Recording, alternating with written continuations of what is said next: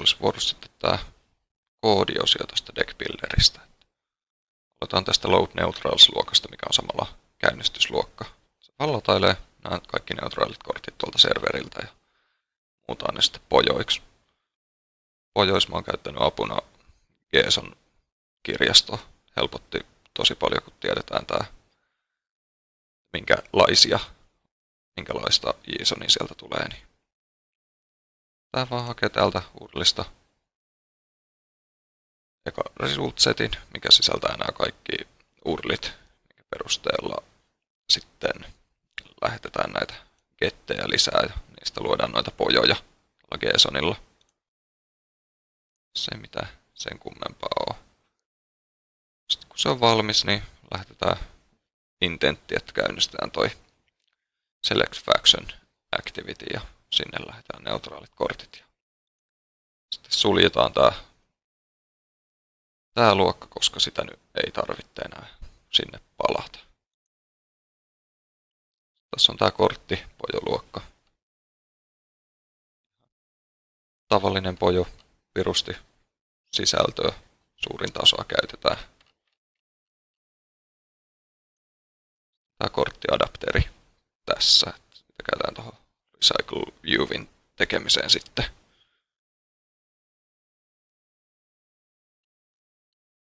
Täällä on sitten kortti-itemi, se on kortin nimi ja kortin gruppi.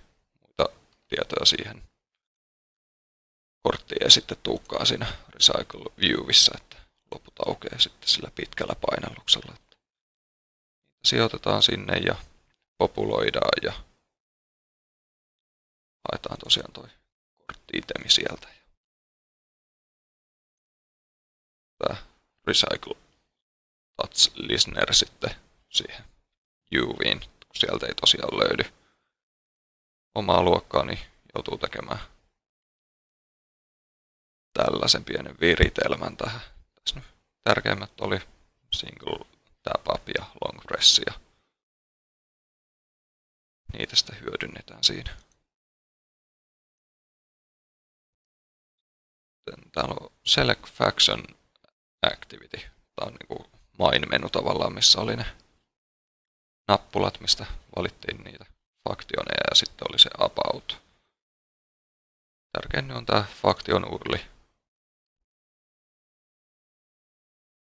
taulukko, minkä perusteella sitten täällä kun avataan vaikka monsterit, niin pistää intenttiin neutraalit kortit ja faction urli oikeasta kohdasta, niin sitten se loaderi siellä hakee sen urlin perusteella taas ja luo ne kortit sitten. Täällä taas vaikka avataan about näkymä, niin sinne kanssa lähdetään noin neutraalit kortit. Ne ei muutu sovelluksen aikana mihinkään, niin niitä voidaan kuljetella mukana jatkuvasti. Tässä on tämä create deck, että on niin selkeästi laajin luokka. Sitä on ainoa, missä on kovin paljon funktionaalisuutta sitten. Täällä joutuu tekemään tällaisen jaon, että mulla on neutraalit kortit valittavina olevat ja sitten deckiin kuuluvat neutraalit mä säilytän omana array-listinä sen takia, että niitä taas passaillaan siellä ees taas, niin ei ole järkevää niitä hakea jatkuvasti uudestaan. Täällä on vaan muuttujia, mitkä liittyy tuohon deckin rakentamiseen ja otetaan nämä ekstrat tuolta intentistä ja tää olikin jännä. Joutuu tekemään vähän tälleen erikoisesti array-listiin lisäämisen. Eka mulla oli ihan perus Javan sijoitusoperaattori tossa. Se vaikutti käyttäytyvän pikemminkin niin kuin C++:n pointeri Java. Se muokkasi näitä kumpaakin. Toista muokkasi, niin toinenkin muuttui. Niin tällaisella tempulla sitten sen sai toimimaan omina array-listeinä. Sitten tässä luodaan tämä Recycle View eka tälle valittavina oleville korteille. Sinne heitetään dividerit, ne olisi vähän selkeämmin omia objekteja siinä. Samaten deckille nämä 2.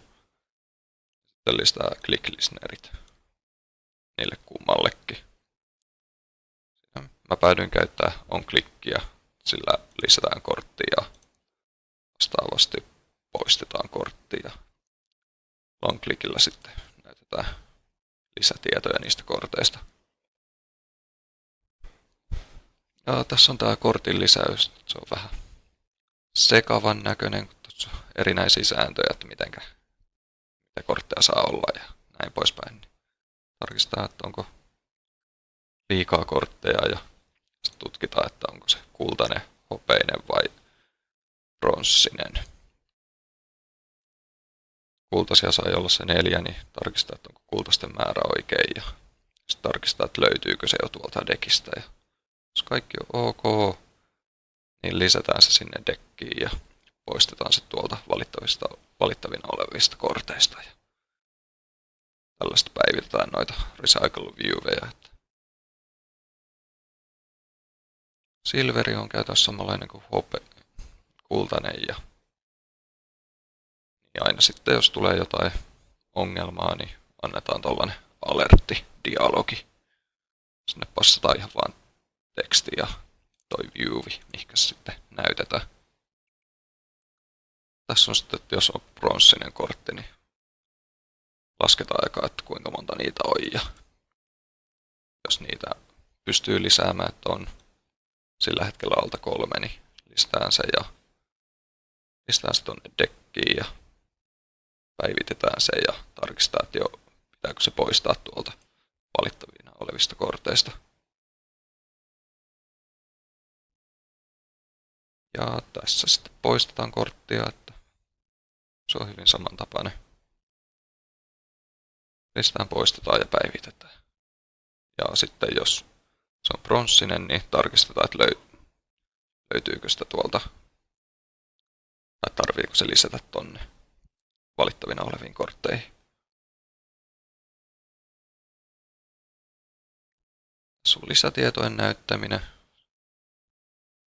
Näyttää sotkuselta, mutta saadaan muotoiltua nätisti noin infot siihen. Haetaan aina kortin mukaan ja rivivaihtoa ja tän tällaista. Ja tässä sitten taas näytetään toi varoitusviesti, että sinne otetaan viestiä, viewia, rakennetaan ja näytetään se varoitus. Sitten on taas ylikirjoitettu tää taaksepäin meneminen. Pysy neutraalit kortit mukana. Tässä on tää varoitusdialogi. Sillä on hyvin yksinkertainen rakenne, että text view ja nappula.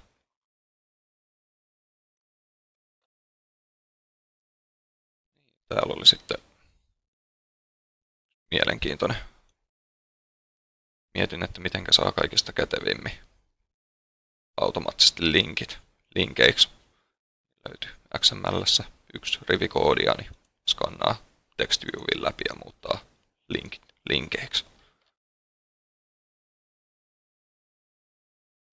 Ja täällä oli sitten toinen mielenkiintoinen XML-juttu, niin tämä progress bar.